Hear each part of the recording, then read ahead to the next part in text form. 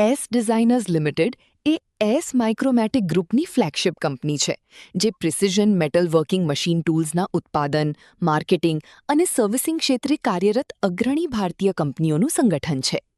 આ વ્યૂહાત્મક વિસ્તરણ એસ ડિઝાઇનર્સ લિમિટેડની વિકાસ યાત્રામાં એક મહત્વપૂર્ણ સીમાચિહ્નરૂપ છે.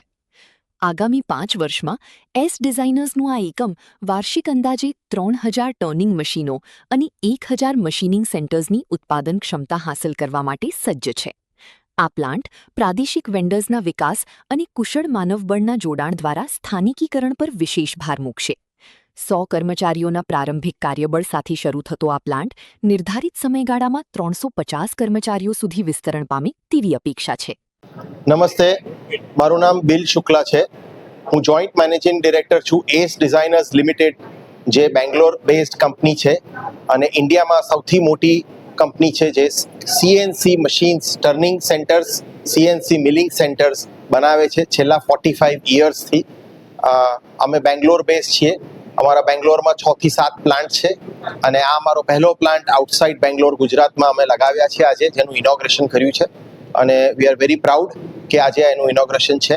આ પ્લાન્ટથી અમે પહેલા વર્ષે 1000 મશીન પ્રોડ્યુસ કરીશું અને ત્રીજા વર્ષ સુધીમાં અહીંયાથી 3000 મશીનની કેપેસિટીનું પ્રોડક્શન થશે. અમારો પ્લાન છે કે 100% આ મશીનના જેટલા બી સપ્લાય ચેઇન મટીરિયલ્સ હોય એ અમે અમદાવાદ અથવા ગુજરાતમાંથી જ ડેવલપ કરીએ, આખી એની સપ્લાય ચેઇન, જેથી કરીને ગુજરાતના જે એમએસએમઈ એન્ટરપ્રેનર્સ છે એ લોકોને બી અમે સપોર્ટ કરી શકીએ અને અમારા પાર્ટનર બની શકે આ ગ્રોથની જર્નીમાં. ગુજરાત પ્લાન્ટ કરવાનો એક્સપેક્ટેશન પર્પઝ એ હતો કે 40 થી 45% અમારો વ્યવસાય મહારાષ્ટ્ર, ગુજરાત અને નોર્થ ઇન્ડિયામાં થાય છે.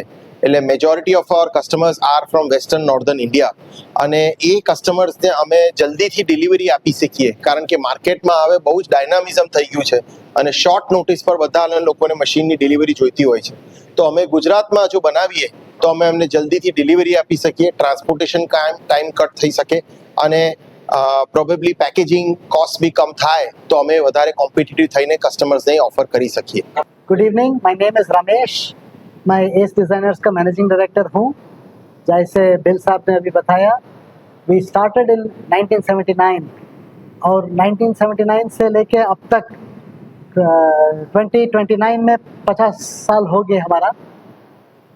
जितने भी ग्रोथ हुए हैं वो सब internal generated and internal invested funds से हुए हैं. Now we are looking at a bigger role in exports. Last year we made 10,000 machines. We are a homegrown 100. आजकल बात करता है लोग मेक इन इंडिया, बट हम 50 साल से मेक इन इंडिया करते आ रहे हैं. So we have about 30% of the domestic market share in CNC lathes and machining centers.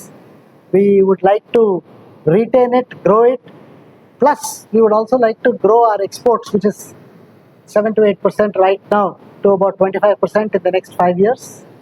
We have exports to China, to Europe, US, and Southeast Asia. So this Gujarat factory is the first factory where in the same factory we are making दोनों lathe और machining centre. Bangalore में जितने भी plants है या CNC lathe बनाते हैं या मशीनिंग सेंटर बनाते हैं, ये सबसे पहला दोनों एक ही जगह में बनाने वाले फैक्ट्री, ये एक नया चीज़ है. एंड जैसे बिल साहब